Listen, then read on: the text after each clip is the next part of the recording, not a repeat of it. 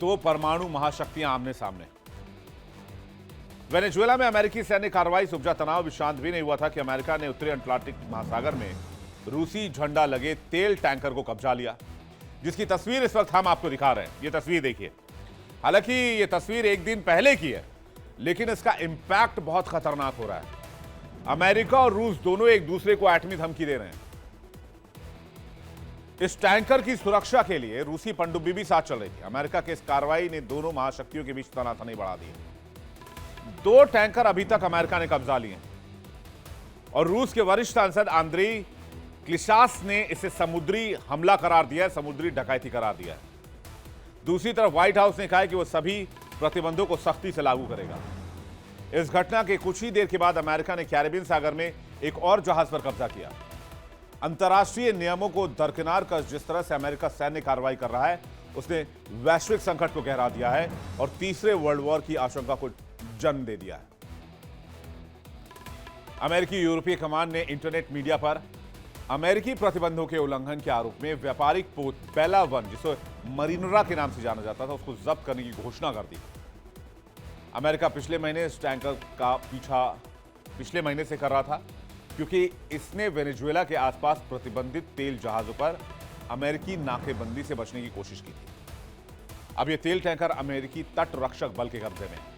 इसके बाद गृह सुरक्षा सचिव क्रिस्टी नोएम ने बताया कि अमेरिकी सेना ने कैरिबियन सागर में टैंकर सूफिया को भी अपने कंट्रोल में ले लिया है। दोनों जहाज या तो आखिरी बार वेनेजुएला में रुके थे या वहां जा रहे थे। दोनों जहाज प्रतिबंधित जहाजों के गुप्त बेड़े का हिस्सा थे, जो पश्चिमी प्रतिबंधों की अवहेलना करते हुए रूस, ईरान और वेनेजुएला से तेल लेकर ज्यादातर एशियाई ग्राहकों को भेजते हैं। लेकिन पुतिन इससे खुश नहीं है। पुतिन को बदला चाहिए। जो अमेरिकी हमला रूसी शिप पर हुआ है, उसको पुतिन अपने ऊपर अटैक मान रहे हैं, यानी रूस के ऊपर अटैक मान रहे हैं। देखिए हो क्या रहा है। हालिया घटनाओं को लेकर जो जानकारियां सामने आई हैं, उनके मुताबिक अमेरिका ने वेनेजुएला के तेल निर्यात पर सख्त रुख अपनाया है। रिपोर्ट्स में दावा किया गया कि दिसंबर 2025 में वेनेजुएला के तत्कालीन राष्ट्रपति निकोलस मादुरो को लेकर एक बड़ा घटनाक्रम हुआ, जिसके बाद अमेरिका ने वेनेजुएला के तेल पर कड़ी पाबंदियां लगा दी कि अमेरिका वेनेजुएला से तेल सिर्फ अमेरिका ले सकता है, दुनिया का कोई देश नहीं ले सकता। यहां भी दादागिरी वाला ही एंगल है। खैर, इसी पृष्ठभूमि में तेल टैंकरों की आवाजाही पर सख्त निगरानी शुरू हुई। बताया जाता है कि टैंकर मैरिनेरा वेनेजुएला से तेल लेने जा रहा था, तभी अमेरिकी कोस्ट गार्ड ने उसे रोकने की कोशिश की। आरोप है कि जहाज ने जो है वो रास्ता बदल दिया निगरानी शुरू होने के बाद, क्योंकि मैरिना वेनेजुएला से तेल खरीदने जा रहा था और अमेरिकी कोस्ट गार्ड ने इसे रोकने की कोशिश की।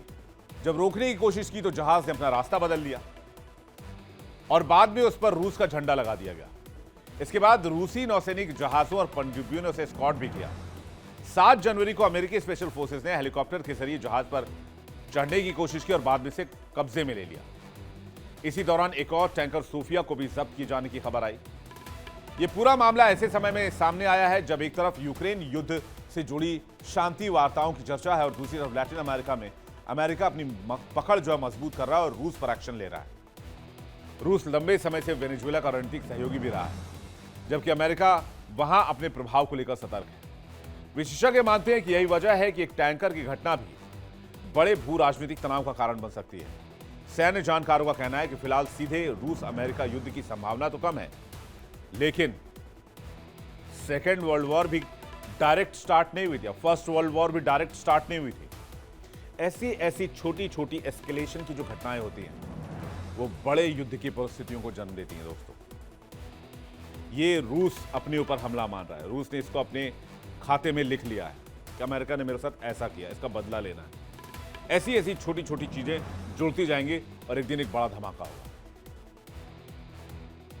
अब सबसे जो इंपॉर्टेंट बात है वो ये है कि अमेरिका और रूस दोनों एटमी ताकत है। तुरंत कॉन्फ्लिक्ट हुई तो वैश्विक तबाही आ सकती है। माना जा रहा है तनाव बढ़ा है। साइबर हमलों और कूटनीतिक दबाव या सीमित प्रॉक्सी कार्रवाई तक सीमित रह सकता है। रूस ने इस पूरी कार्रवाई को अंतर्राष्ट्रीय समुद्री कानून का उल्लंघन बताया है। क्रेमलिन का कहना है कि अगर जहाज पर रूसी नागरिक मौजूद थे तो उनकी सुरक्षित वापसी सुनिश्चित की जानी चाहिए। रूसी मीडिया में इस घटना को समुद्री डकैती जैसे शब्दों में पेश किया गया है। रूस का तर्क है कि खुले समुद्र में इस तरह किसी जहाज पर कब्जा करना गलत मिसाल कायम करता है। व्हाइट हाउस का कहना है कि जब्त किए गए जहाज तथाकथित शैडो फ्लीट का हिस्सा थे। अमेरिका के मुताबिक ये जहाज वेनेजुएला, रूस और ईरान जैसे प्रतिबंधित देशों का तेल ढोते हैं और अक्सर फर्जी झंडों का इस्तेमाल करते हैं। अमेरिकी प्रशासन का दावा है कि रूसी झंडा भी असली नहीं था और नियमों का उल्लंघन हुआ, इसलिए कार्रवाई जरूरी थी। जहाज के क्रू पर कानूनी कार्रवाई की बात भी कही जा रही है। हालांकि सुरक्षा विशेषज्ञ मानते हैं कि रूस के पास विकल्प तो कम है। अगर रूस मामले को बढ़ाना चाहे तो अपनी परमाणु पनडुब्बी के इलाके में होते हुए अमेरिकी सैनिकों को टैंकर पर न चढ़ने देता। रूस समर्थक भी इस बात को मान रहे हैं। किरिल फेडोरोव जो हैं वो ये कह रहे हैं कि परमाणु हथियारों को छोड़कर मॉस्को के पास वॉशिंगटन पर कोई बढ़त नहीं। पारंपरिक युद्ध में भी रूसी सेनाएं अमेरिकी और नेटो सेनाओं का मुकाबला नहीं कर सकती। ऐसे समय में जहां यूक्रेन के साथ ऑलरेडी रूस वॉर में फंसा हुआ है, अगर रूस एक और मोर्चा खोलता है तो इसे संभालना उसके लिए मुश्किल होगा। इस बीच रूस में अमेरिकी कार्रवाई के खिलाफ जवाबी एक्शन की मांग उठ रही है। रूसी स्टेट ड्यूमा डिफेंस कमेटी के फर्स्ट डेप्यूटी चेयरमैन एलेक्सी जुरावलेव ने सार्वजनिक रूप से मांग की है कि रूसी तेल टैंकर को निशाना बनाने वाले अमेरिकी हमले के खिलाफ सैन्य कार्रवाई होनी चाहिए। लेकिन रूस जानता है कि इतना आसान नहीं होगा। हालांकि रूस ने पहले यह भी क्लियर किया है कि अगर पूरा यूरोप युद्ध लड़ना चाहता है तो उसके लिए वो तैयार है, लेकिन ये जंग बड़ी विध्वंसक होगी अगर हुई तो। एक्सपर्ट सवाल उठा रहे हैं कि पहले से ही यूक्रेन जो है वो में पुतिन फंसे हुए हैं और अगर अमेरिका के साथ टकराव का रास्ता चुनते हैं तो उनके लिए दो दो मोर्चे खुल जाएंगे। अमेरिका और रूस में ताकतवर कौन है?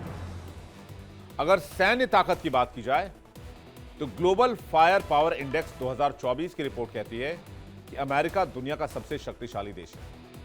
रूस दूसरे स्थान पर है। अमेरिका के पास करीब 13.28 लाख सक्रिय सैनिक हैं। रूस के पास लगभग 13.20 लाख सैनिक हैं। रिजर्व फोर्स में रूस आगे है, जिनके पास करीब 20 लाख रिजर्व सैनिक हैं, जबकि अमेरिका के पास तकरीबन 8 लाख रिजर्व सैनिक हैं।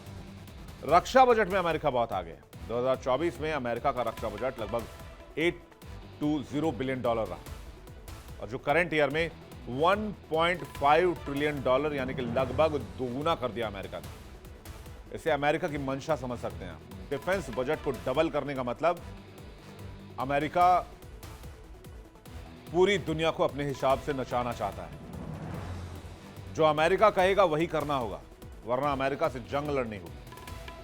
जबकि रूस का बजट आप देखेंगे तो करीब $126 बिलियन का है। टैंकों की संख्या रूस में बहुत है। उसके पास 14,700 टैंक है। अमेरिका के पास 4,600 टैंक है।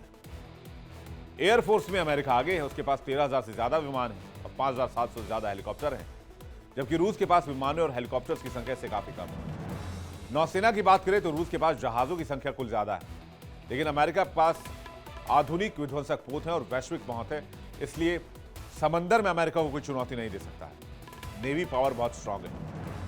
पनडुब्बियों की संख्या हालांकि दोनों देशों के बीच लगभग बराबर मानी जाती है। बता दें, राष्ट्रपति व्लादिमीर पुतिन को रूस पर शासन करते हुए 25 साल यानी चौथाई सदी बीत चुकी है। इन वर्षों में उन्होंने एक ऐसे ताकतवर नेता की छवि बनाई है जो रूस को एक बार फिर से महाशक्ति वाली स्थिति में लाने में जुटा हुआ है। रूस में शासन के लिए ये छवि बहुत जरूरी है, लेकिन उत्तरी अटलांटिक में रूसी झंडे वाले तेल टैंकर को जब्त करने की घटना ने पुतिन के इमेज को धक्का दिया है और पुतिन इसे कभी स्वीकार नहीं करेंगे। और रूस बदला लेने में यकीन करता है। आज लेगा, कल लेगा, परसों लेगा, लेकिन लेगा जरूर। वो बगैर बदला लिए नहीं मानेगा और यही आशंका पूरी दुनिया को खाई जा रही है कि अगर पुतिन ने बदला लिया अमेरिका से तो फिर अमेरिका और रूस के बीच कहीं एक और जंग ना हो जाए।